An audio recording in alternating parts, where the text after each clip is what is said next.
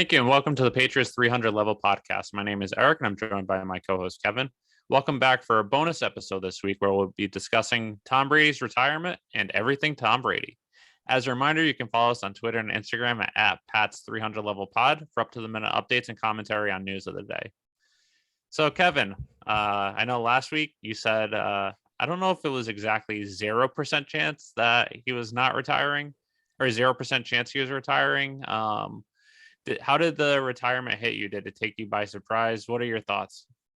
It took me a little bit by surprise. I did give it with the caveat where if Brady, it would not surprise me if Brady could not get his way in Tampa. So I think it's a combination of two things. One, I was shocked when first the Schefter news came out. We were going to do an emergency pod that night, but then more conflicting Schefter news came out afterwards where it was like, oh, well, maybe he's not retiring.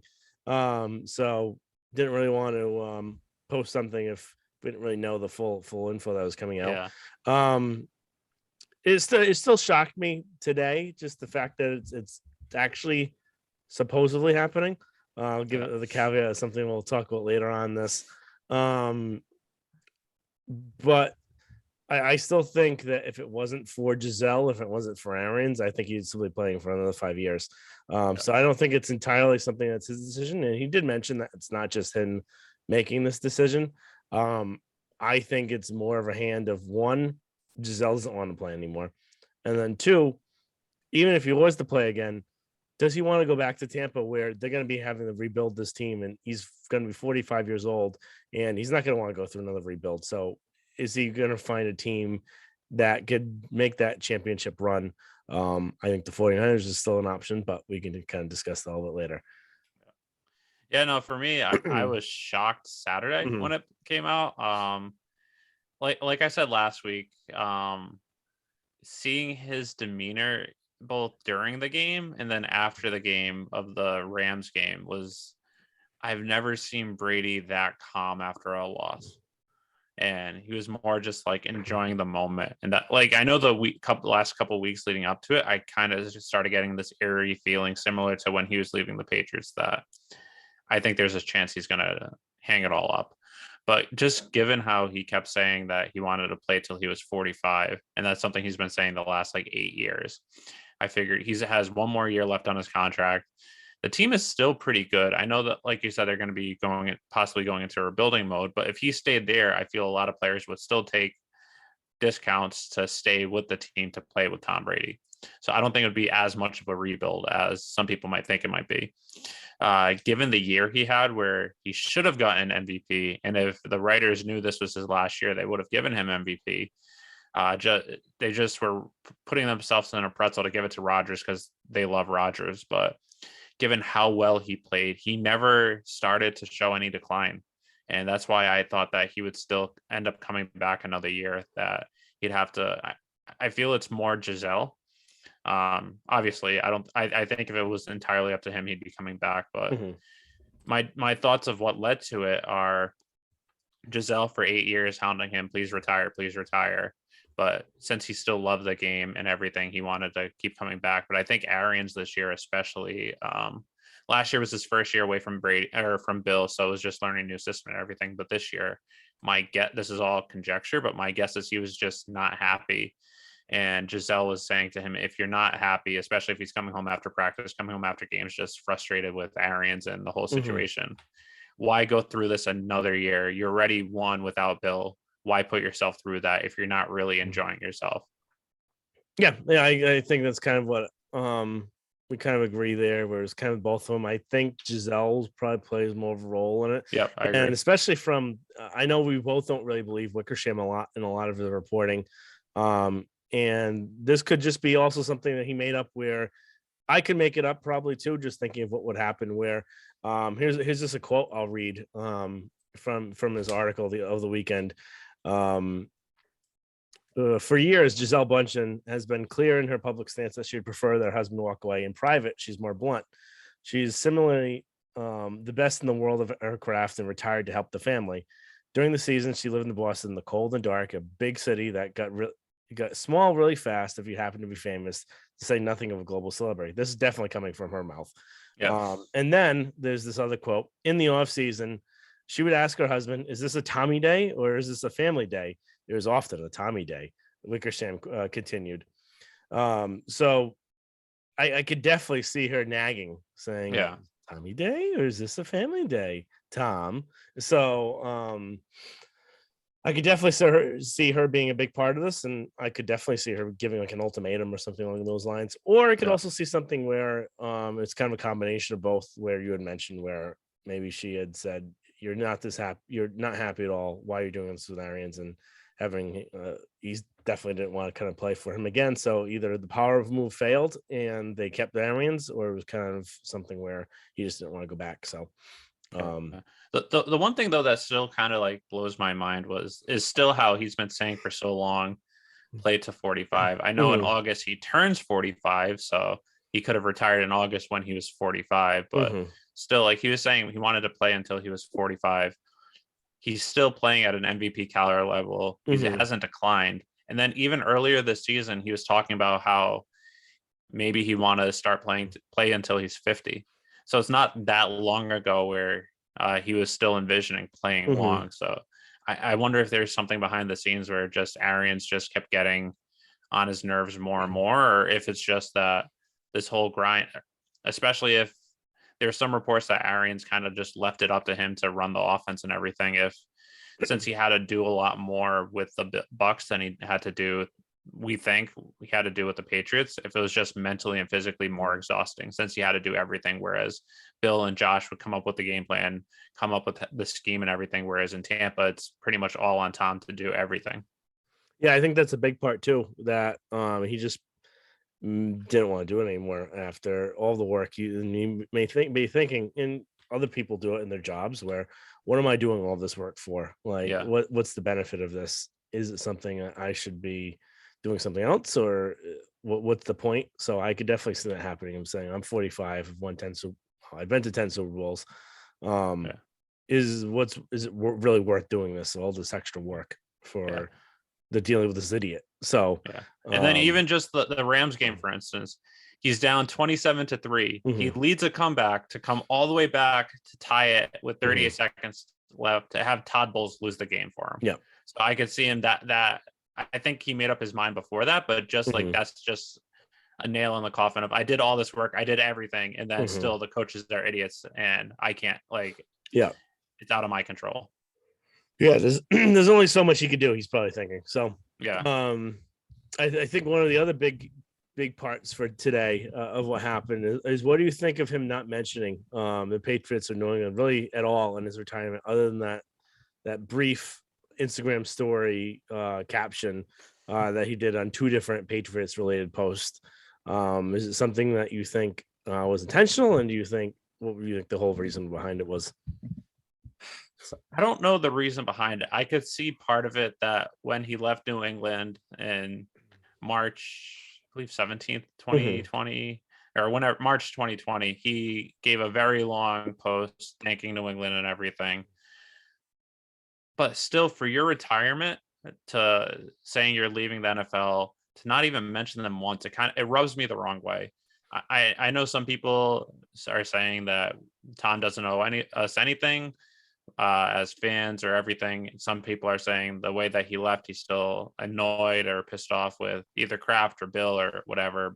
But still, not even to thank like New England. I'm not saying that I deserve a thank you or everything, but I think Portnoy kind of put it well in his one of his. I know Portnoy posted a lot of videos today, but his most recent one after Brady thanked Portnoy and the four for getting arrested outside of NFL headquarters.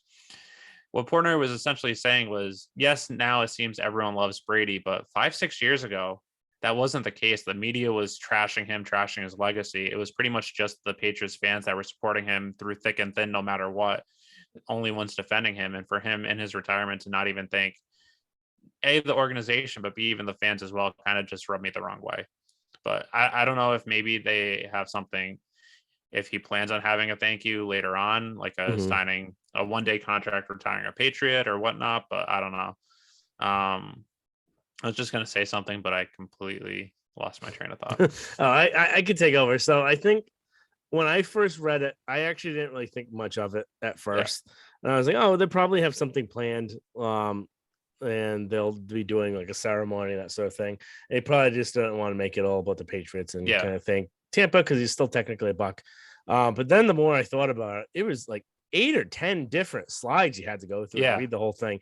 971 words in this whole thing, and he couldn't have a sentence. Like it just I think it's something we've seen the last, I would say his last maybe 2 to 3 years, maybe 2 to 4 years with the Patriots, where kind of that pettiness Yeah. and just the change really in his persona um was something that still kind of carried over where it was definitely not something that was just mistakenly left out. It was definitely purposely done. You don't go releasing something that long without having multiple people look through it, without him having the final stamp of approval.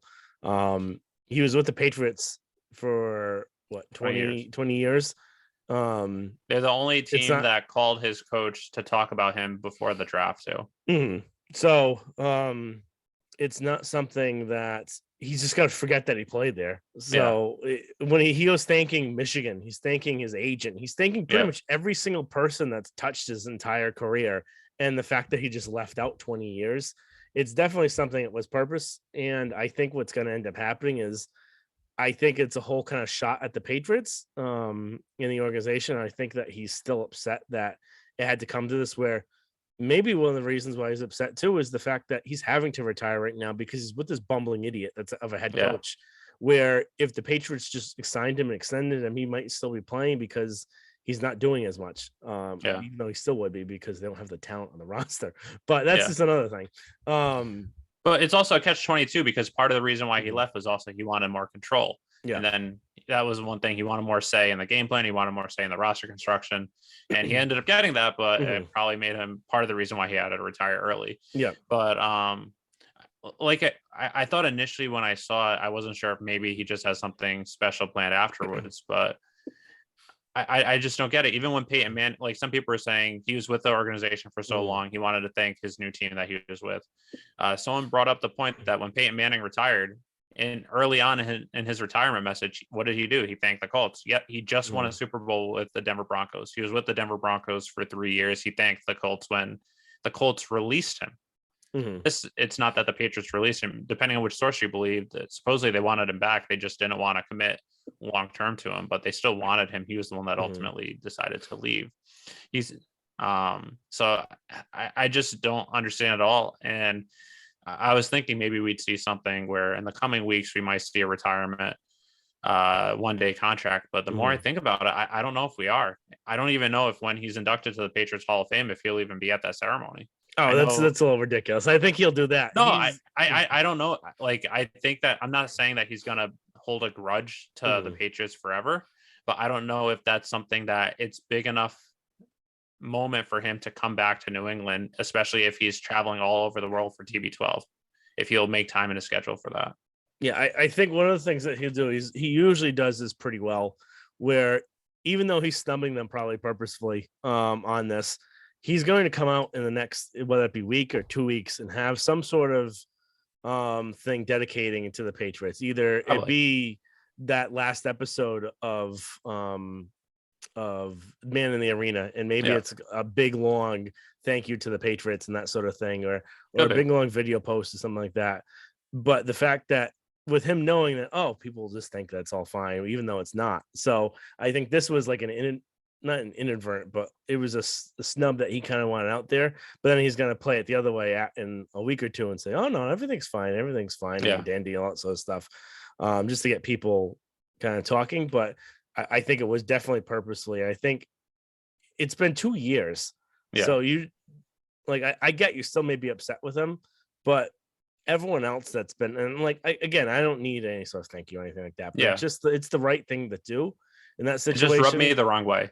And it's just something that I think we've seen from him more and more over the last 5 years or so, where he's kind of been different than what he was before. Not that I'll ever not like him as much as I've always done, but it puts it more into perspective what we were kind of seeing towards the end. And it's like, oh yeah, this is still kind of that type of guy now. So, and then also for me, I know after he left, I was bitter that he left. I understood why he did. but it still upset me that it was more him abandoning New England. But granted, I don't know the full story. I wasn't there. I don't know everything. But how he left, he was what did he do that first off season? He went to OTAs and he was rubbing it on social media. Hey, I'm at OTAs after skipping OTAs the past few years. So like that kind of like rubbed me the wrong way then, where I still was rooting for him, but not really. Like part of me wanted him not him personally, but his team not to succeed. So he kind of saw grass isn't always green on the other side. But after the Bucks game this year, week 4, I got closure where I kind of felt in a good place as a fan, because I know if Brady stayed, the Patriots wouldn't have been able to win 2020 or this year. The Patriots got their quarterback of the future, and then Brady was able to get one more. So it was kind of the best of both worlds. And then also after the game, he was saying all positive things about New England. He was praising Belichick, which he hadn't talked about Belichick the last 2 years. He was praising Kraft and everything. So it seemed like that kind of buried the hatchet, but this kind of brings it back where he's still petty about it. So I don't know. That was my thought on it. Yeah, and it's kind of just funny too, just thinking about the difference between this and then even I haven't watched any of it, but from the clips I've heard, well, pretty much all of the Man in the Arena episodes, especially some of the I think the later ones, he's been kind of like overly kind of praising the Patriots. So it's just interesting to see that he'd go from one end of the spectrum just to completely leave something out. And as Felger said today, this is really the record, like the thing of record for his retirement. This is going to be when someone looks to see what was his retirement thing. It's not going to be the video 2 or 3 weeks from now or that press conference with the Patriots. It's going to be that post that he put out where he purposely left off. If he does a one-day contract with the Patriots and retires a Patriot, I think that would be, people will consider that as well. But if he doesn't, I think that this is a lasting memory. Yeah, something that will be remembered about it. All right, so kind of going on to some more happy things with Tom. Yeah. What would you say? I know we both started following the Patriots pretty young, so I'm not really sure what your first memory was. I was 9 at the time, but I actually still remember it pretty vividly where I was watching it. So what would be? I'll just ask you what your first memory is, and I can kind of talk about mine. But what's your first memory of Tom? So for me, I didn't start following any sports until 2001. Why I didn't before or after, I don't know. Oh, you did after. What? You started following after I know why. But I don't know like why I didn't start following like earlier or things like that. Why I started following 2001. I remember we were in, I believe it was, let me see the exact. So we were watching our dad and you and I think were watching the Patriots game in our living room, and they were playing the Buffalo Bills at Buffalo. And I remember I saw someone was different at quarterback, because I knew you were a very big Drew Bledsoe fan. And then I saw there was someone that wasn't number 11 at quarterbacks. Was like, who's that at quarterback? My dad was like, Tom Brady.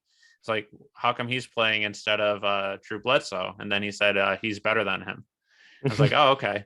And then I still remember that game. That was the first game I ever watched. Patriots ended up winning 12-9, where not a single touchdown was scored, all field goals. That was my first memory. And then I still remember that was the first game I watched. I remember watching the rest of the season, the Carolina game, the playoffs, then watching him get injured at AFC Championship game. After AFC Championship game, they go to the Super Bowl. We end up going to Target in Smithfield, and Dad buys us both Tom Brady jerseys, and the rest is history. But those are my first memories. That Bills first game. I don't remember Dolphins the week later, and then Panthers the last week. I remember watching that, and then every game thereafter. Yeah, I remember for some reason the Panthers game very vividly. Yeah, me too. I don't know why, but I think because that was the game that they clinched to get the bye, right? No, I actually remember this too. They won. They needed to win, and then they needed the Raiders to lose to the Jets, and that was the game later on in the afternoon that we watched. Yeah. So my first memory, I would have been 9 at the time. Yeah, I was 7 at the time. Or just turned 8. It's so My first memory was the Colts game where David Patton he was, I think, the first player since Walter Payton. Walter Payton, yeah, to throw for a touchdown, run for a touchdown, and catch a touchdown pass. So I just remember how much offense they had in that game. We're actually at our grandma's house watching it on her like really dated TV at the time. Yeah. So, but that was the first thing I kind of remember of Tom, just about how dynamic that offense was for that game. It wasn't something that was the typical for the Patriots that whole season. But I'd say that was my first memory. My second memory was, and I hate to admit it, but it was hating Tom Brady because he was taking Drew Bledsoe's spot when they announced that Tom was going to be the starter and that Drew was going to be the backup. And that was something that really upset me because ever since I was a young kid, I don't know how old I was at the time, as I don't know, maybe 4 or 5. We used to go to the Bryant College training camp where they used to have it back there before they had Patriot Place and everything like that. And one day, when Bledsoe was walking off the field, usually they went to another end, did autographs, but he walked over to where we were. And he said, "Hey, big guy," and then threw me a football. So ever since that time, I was probably 4 years old at the time. He was probably my biggest hero growing up. So it was really upsetting when he was being benched, and I had some irrational hatred towards Tom at the beginning. But that was kind of the second biggest thing I remember of it. But a little funny nugget to have that. Yeah, we won't mention you rooting for the Bills against the Patriots after Bledsoe was traded to the Bills, but We've all made mistakes. What would your favorite Tom Brady memory be? There's honestly so many. I don't have a particular favorite one. I think obviously back to the early 2000s, because those were when I started following the team. The 2001, the Super Bowl drive,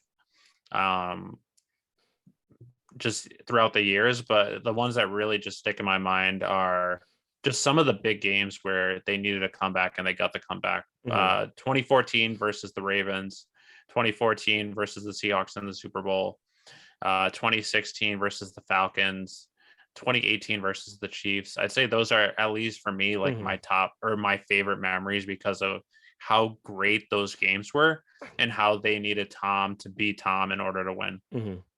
Yeah, I think this is a really tough question. And something I still don't have really an answer to yet either. I'm going back and forth between 2014 against the Seahawks, and just because too, how good it felt having them win after what happened with Deflategate and all that sort of stuff. And it was the first Super Bowl they won after Spygate too. Yeah, so that was a lot of emotions where, like, you guys think we're all cheaters, all that sort of thing. And then and you can even see it in Tom when he accepted the Lombardi trophy, when he screamed out, just kind of like a release of everything. Between that and then the Atlanta game was just unreal. And the amount of, I remember specifically coming home because we watched one of our friends' house, and I literally could not sleep for probably like 4 hours. I probably only got like maybe 5 hours of sleep that night just because I was on such a high from that whole game. I would say those are probably my two favorites of everything, but it's really hard to say. I mean, those are good ones too. Like the Falcons game too. Like I was saying, I was mentioning on Twitter from our account, was I think out of all his comebacks, that's the most, I think to me, the most impressive because of no team had ever come back from 10 points in a Super Bowl. So that's the first one. It's the first Super Bowl they won in 10 years. But also how good that Seattle defense was. And for Brady to just absolutely shred them apart. It's not like the Falcons one is improbable because they were down so much, but we've seen them come back from pretty big deficits before. And the Falcons were completely gassed in the second half and they had just some mental errors. This was just Brady completely tearing apart the best defense. What some people were saying since the 86 Bears. Yeah. So, and I think he had like a 145 quarterback rating in the fourth quarter, which is nuts. when he was essentially just throwing the entire time. Mm-hmm. So that was the part. That was the other part, just how much he was able to put them on his back. Yeah. Of all the games you went to, what was your favorite related to Brady? My favorite will always be for Brady moments. My favorite regular season game I've been to, 2013 versus the Saints, the Kembrell Tompkins touchdown in the end zone. My favorite would be, I don't remember the year. It was the Denver Broncos game where they were down. I think that was 2015. Yeah, they were down, I think 20. It was close. It was either 28-3 or 24-3. They were down 24-0 at that going into the half. And they ended up coming back. That was I don't know, actually, that might also be my favorite Belichick moment.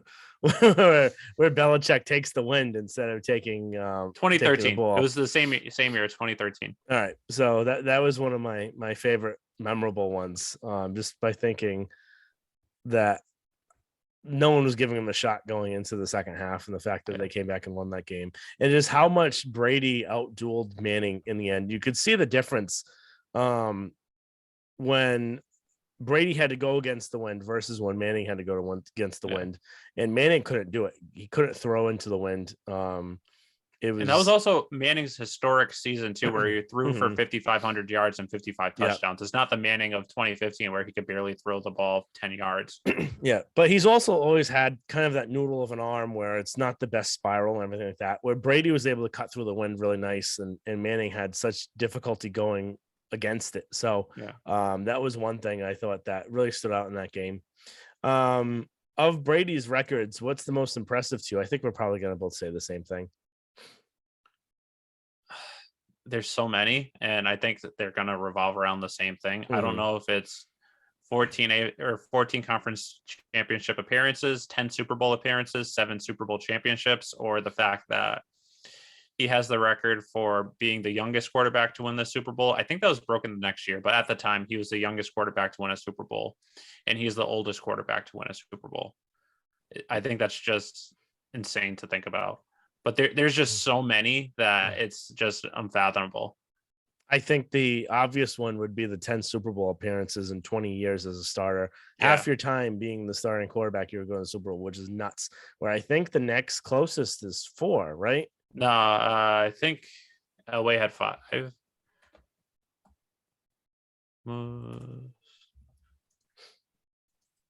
I believe it's 5. I think the most ever is 6, unless that's 6 wins. Yeah, Elway's 5. And then Montana, Manning, Bradshaw, Jim Kelly, and Staubach have 4. Okay, so even that, it's half the amount of what Brady has for the amount. So I think that's probably the most insane, impressive number of it. And also, it's during the salary cap era. It's not like the Montana Bradshaw's early years where you pretty much had the same team regardless for year in, year out. Yeah. Next question. Where would the Patriots organization be currently if they've never drafted Brady? I don't know. I really don't know. Do I think they could have won a Super Bowl if they never drafted him? Yes, I do, because I really believe in Bill Belichick. But we saw, they started out the 2001 season 0-2. They would have been, I don't know who their backup would have been, if it would have been Damien Heward, which was supposed to be their backup going into the year, but Brady outbeat him, or if they would have someone else as the backup. Then once that season's done, Bill would probably get a pass for that because of that. Do you go with Drew Bledsoe going forward, who obviously we know isn't really the same? I don't know. I think they could have definitely won some Super Bowls, but I think that's no guarantee. So I really don't know. I think this is also a tough one too. I think they would have won. The big thing is who they have at quarterback, because I don't think Bledsoe would have been quarterback for much longer, because we all know that Belichick wasn't a big fan of him. So the big thing is who did they end up getting at quarterback? But like we know kind of how there's been a big change since then about how kind of the league is, where back then it was a lot easier to kind of win with not with kind of a lesser quarterback. Yeah, the year before it was mhm. Trent Dilfer. The year after it was Brad Johnson. So we kind of look at those defenses that the Patriots had in 01, 03, especially 04. Yeah. They probably would have won 1 or 2 Super Bowls even in that span. Would they have won it in 01? Probably not, because I Yeah. don't think you have the backup quarterback to handle that situation. Yeah. But 03 and 04, the team was definitely good enough where they would have at least won one of those or gotten to the Super Bowl. I agree. If you have that defense, that you have a shot. Mhm. But the thing I don't know about though is when Belichick took over, he took over a team that was 9-7. They made it to the playoffs 1 or 2 times with Pete Carroll. I don't know how long. I know Kraft gave up. He put a lot on the line to get Belichick, but he went 5-11 his first year. He started the year 0-2. We don't know how he would have been in 01. 03 might have been, or 02 might have been the leash. So if he didn't turn things around quick or have one more year, that's why I just don't really know how long Bill would have had to. I believe in Bill as a team builder, that he would have, if he had enough time, he'd be able to put out a competitive roster and make the playoffs and have a shot. I just don't know how much time Kraft would have given him. Yeah, I think that's fair.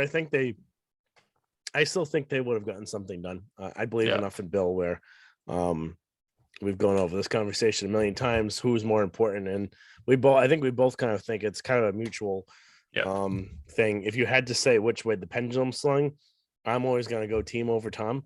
Not much. I would say probably 55% Bill, because looking at all of those runs, the defense was a huge part of that team.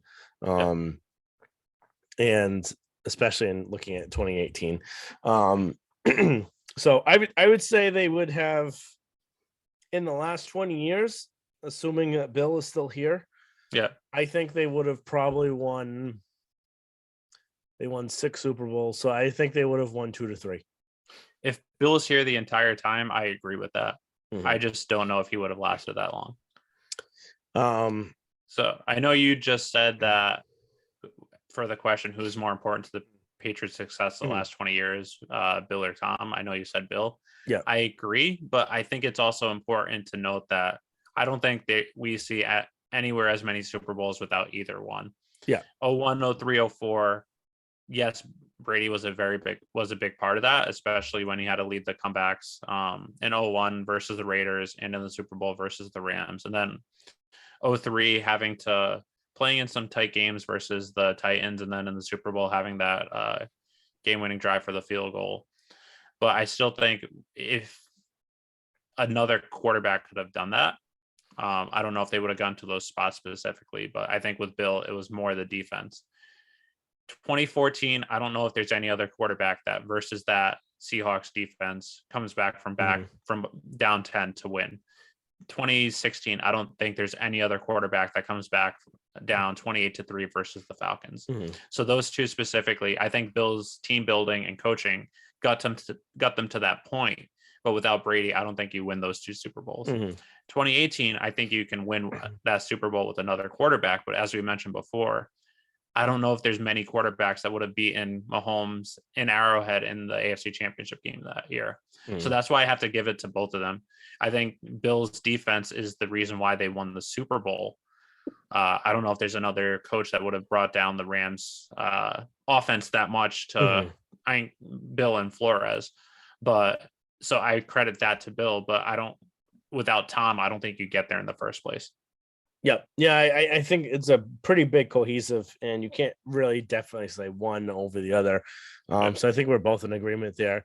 I think the other part that has to be that people forget too is Tom was developed by Bill and Weiss and McDaniels. It wasn't something where Tom just came in knowing everything and doing everything. And I think that's a big part of even the Bucks' success with Tom, where he was able to implement everything he learned here with Tampa and make them have the offense run the way it did. And we kind of look at how they looked at the beginning of last year, where they were kind of struggling a little bit, and Tom didn't really fit the offense that Arians was known to call and what Leftwich was calling from the Arians playbook. And then probably halfway through the year, they ended up making more of a switch where Tom was implementing a lot more of the Patriots style offense a lot of those quick throws, a lot of the different over the middle throws. And that's when the season changed a lot. So would he have done as well without Belichick? No, because he would have learned as much. So that's agree. where they kind of both helped each other out, where Tom was able to learn a lot from Bill. And I'm sure Bill was able to learn a lot from Tom in the way he thought. So Yeah. I think it's impossible to ever go through this question because people try and make a big radio talk when they're saying, oh, that one's definitely more important. No, not one is Yeah. more important in this situation because number one, you're not factoring in what this player has learned from Bill over the Yeah. years and McDaniels and Weiss and Bob. So No, I agree. I think that's a big point. How many Super Bowls do you think Brady would have won if he didn't have Bill? It's tough to say if he was in with this roster, or are you giving him the fact that he was given this roster just a different head coach? Or are you crediting Bill also as the team builder without Bill the team Bill's builder not and the without team builder, Bill is not. Let's say he has a generic average coach. He has not Mike McCarthy because he blows. Is he starting off as the 6th round pick where he's second or third on the depth chart, or is he starting out as Tom Brady as the starting quarterback? Starting out, let's say someone else drafted him. Let's say he landed in Pittsburgh. Yeah. That's actually a good one because the Steelers went to 2 Super AFC Bowls? Championship. Steelers went to 2 Super Bowls. They went to the AFC Championship game in 01. That's a good one. Yeah. So let's say he went to the Steelers. If he, how many Super Bowls would he have? I think And what if he had started? Would he even still be with the Steelers? Would he have been cut and went somewhere else? that's the where I'm hesitating because I don't know if you say he was drafted by the Steelers 6th, 7th round. Mm-hmm. I could see them easily cutting someone because you don't know what you're actually getting from them in training camp. So assuming he makes the opening day roster and isn't cut, I could easily see him beating out Cordell Stewart within a couple of years. Cordell Stewart made it to the AFC Championship game and he wasn't even that good. Mm-hmm. They had some talented teams. They had a good coach, at least with Bill Cowher before he retired. Mm-hmm. They won a Super Bowl with someone who we believe is one of the most overrated coaches. Granted, seeing how he was able to keep Antonio Brown and all that saga in check for 9 years, I give him credit. Yeah. I think he could win maybe 4 or 5. I'd say probably 4. I'm just thinking because you give him that team where from 2012 to 2018, you could argue the Steelers are the most talented team in the NFL. And they just, because of the coaching, because of Big Ben being he's a tough player, but he's like, I don't know, mentally soft's the right word, but he's not Tom Brady. I could see him with that talent on the team winning some Super Bowls where they didn't even make it to any. So that's where I'm hesitating, where if he has that loaded of an offense, he could have done some damage. And they won 2 Super Bowls without him with Big Ben.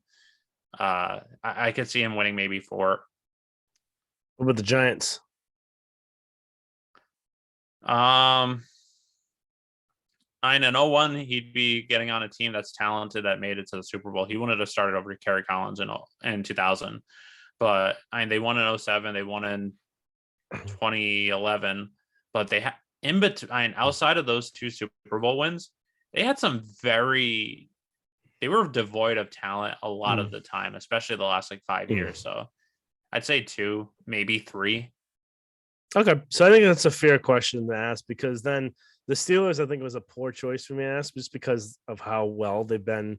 Yeah. Without him. I think you could argue they just with the talent they had, maybe even more than 4 or 5. I think an average team. So any average team, I would say 2 to 3 you would have. Yeah, I agree. So I think the same kind of as Bill. I think they both have around the same amount over the years, just based on, and then having them combined is where it kind of elevates and they get those ridiculous numbers. Next question. I'll have you start that one. We're going to rank the top 5 NFL players all time and starting with number 5. So 5 and 4 were really tough because it was tough to narrow down who made it into the top 5 for me. I've got Jerry Rice, John Elway, Joe Montana, Lawrence Taylor, and then Tom Brady.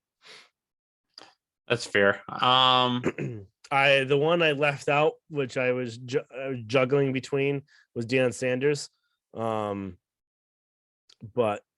I went with Rice instead of him. That's fair. So my number 5, I'd have to go Walter Payton, Jerry Rice, Joe Montana, LT, and Brady. All right, so pretty close on the last 3. So yeah, well, first 3 really.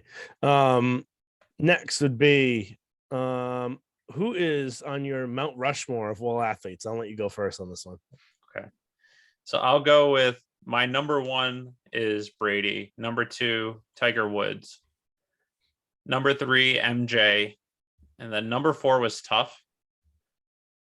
I was deciding between 2. I ended up going Michael Phelps, just because of how dominant he was. Mm-hmm. But I was deciding between him and Gretzky.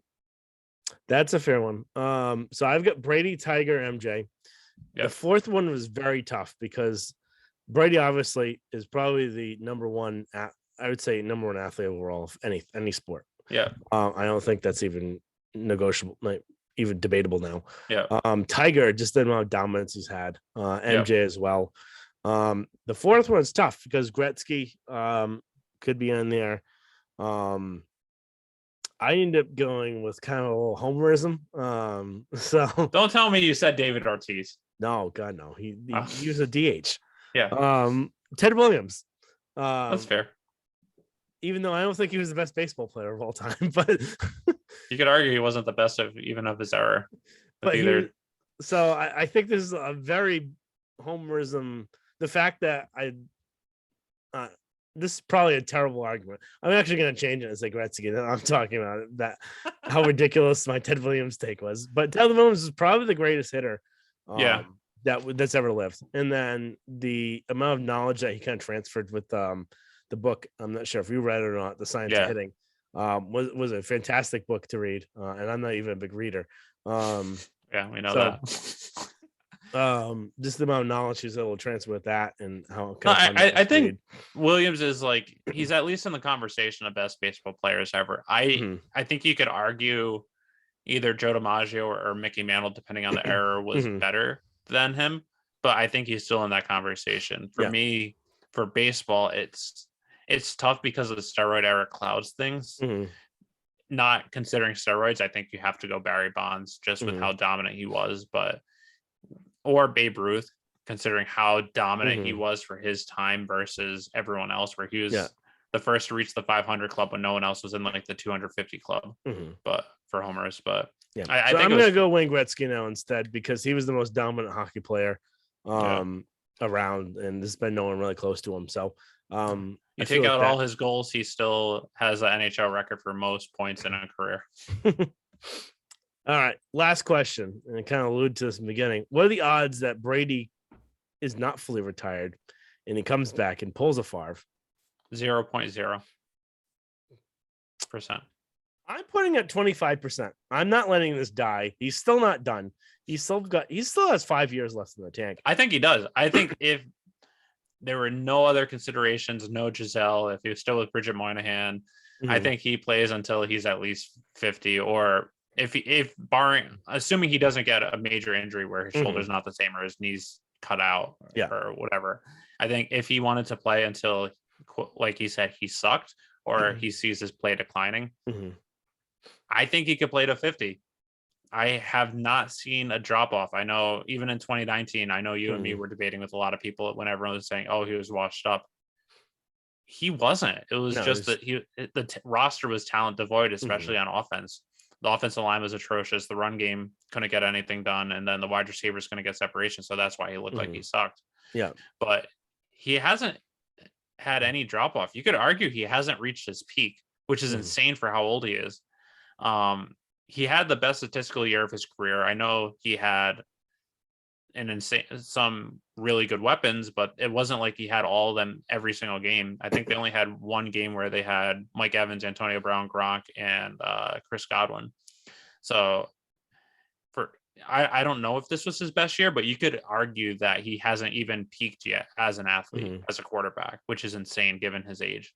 So I think you could realistically see him playing another 4, 5, 6 years, especially with the new NFL rules where hitting the quarterback is like Basically not really illegal. allowed. Yeah. The reason why I put it 25%, number one, he still has a lot left in the tank. Number Yep. two, if he does try and come back, if he waits until July or even mid-year or even the following year, I still think he would be in enough shape because I don't think he's going to stop taking care of his body, based on TB12 method. He'd be able to go to whatever team he wants because he won't be able to go to the Bucks because they're not going to have the salary cap situation to account for him, because he can make it very difficult for them. If he comes back, they sign another quarterback or they do something else, they have no cap space left. He decides, no, I'm going to unretire. They have a certain amount of days. So he pretty much pulls a Gronk before the draft. Yeah, pulls a Gronk or even this is basically what Favre did, where you come back. The NFL, once a player decides they're going to come back, they give the team a little bit of leeway to try and figure out what to do with their cap. It's not immediately that day they have to do something, but they have, I don't know, within a week, it's probably 3 or 4 days to kind of figure out the situation. So that's not enough time. So either one, they're going to have to cut him to avoid any of that cap implication. They could trade him, which he may say no to, or three, they could restructure his deal. And obviously, he's not going to be restructuring his deal. He's not going to play with the Bucks ever again. So we could see a situation where one, we get that Breeze or River situation where a quarterback gets hurt. There's a team coming down the stretch. They really need some help. And it's a major quarterback that was hurt that they can play for. And he only has to play half a season or something like that. He's got a good shot going to playoffs, maybe winning a Super Bowl. Or two, he works his way to the team that he's always wanted to play for, the team that decided, a team that decided to pick Jimmy Garoppolo over him, and go to the 49ers. So I'm still holding out some hope that the 49ers situation happens, because I think it'd be a fantastic storyline. It'd also be really interesting just to see if there's another team that's going really well down the stretch and just their quarterback gets hurt. If it wasn't, I don't think it would happen with the Patriots ever. Like, God forbid anything happened to Mac, but because of all the resentment of Tom towards them. But if there's another team, that sort of situation where, let's say the Bengals, he won't want to go there because it's a miserable place to live, even for like 3 months. For a year, that with those weapons. Yeah, so maybe in the Bengals or the Chargers, let's say. Yeah. But the Chargers, their coach is a moron. So is the Bengals. But this last game he wasn't. Yeah. But it's like a situation like that happens where they call him out and I'm like, yeah, I'll do it for a few days, like a few months. Like, the thing with me though is like for Favre, for instance, he was retiring and he didn't want to just go through OTAs. Mm-hmm. Like, he didn't want to put himself through that. Mm-hmm. I don't think the workload is an issue for Brady. Like, I don't think him saying, "Oh, I only have to play 8 games" is going to make something more desirable for him. I think it's just, especially now with all the business interest, like all the involvement in his business that he's going to be doing, along with the fact that he's mentally come to terms with himself just giving it up. I'm sure that once it gets closer to the season, he'll get that itch, but he's come to terms with it. Gisele's finally happy. I just don't see him ever coming back. Well, I think that's the other part too, where he's going to be spending more and more time with her. And maybe he might want to get out of the house. So, you know what? I know he might, but I don't think he ever will. And then the other fact would be, I just had lost it. I had a whole ramped up and I can't remember what I was going to say. But I think the Arians factor was a big part too, other than the Gisele. And especially with the fact that Arians said that with Leftwich leaving, he was going to be calling the plays. Yeah, I think that was kind of a big portion of him not wanting to do it. But if he could go to a situation where he would like, or even like a short period of time where it's not like the whole season, It could happen. But Or maybe for me, part of the reason why I don't think that's gonna be the case is that if he really wanted that to be the situation, I don't think he would have retired this early.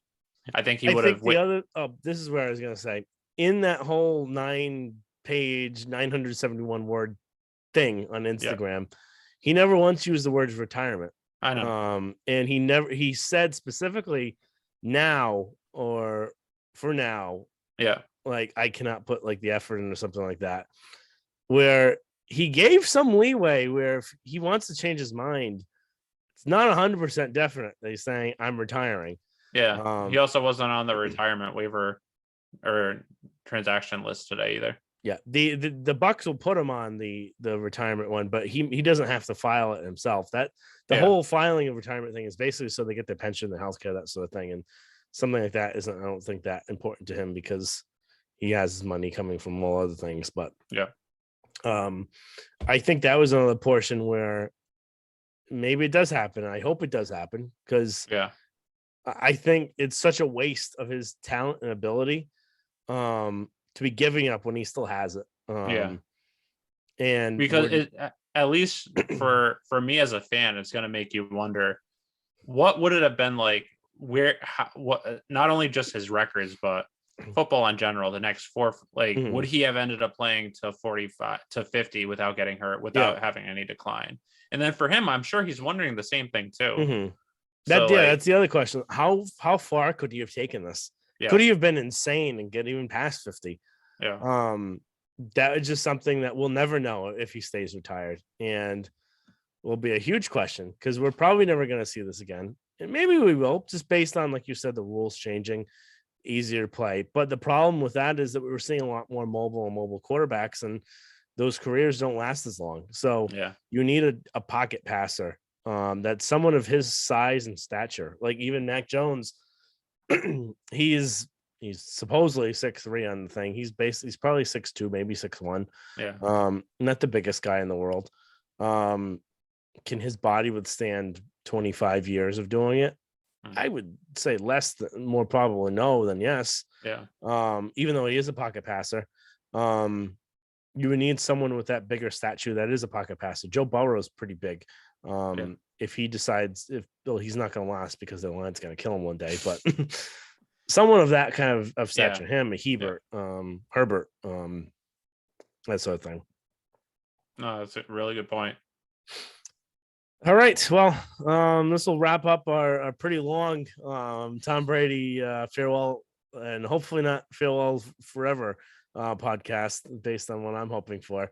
So we'll catch you later on this week with we're going to do a whole recap of AFC Championship week and also this Brian Flores situation that's been developing, which is a pretty interesting nugget, and we'll have our thoughts on that. Also, But Josh McDaniels leaving the Patriots. that's a big one. Completely got overshadowed by everything that happened the last 2 days. So we'll have our thoughts on that. We'll catch you next time when you listen to us. Remember, subscribe, rate, and review at Pat's 300 Level Pod on Instagram and Twitter. We'll talk to you next time.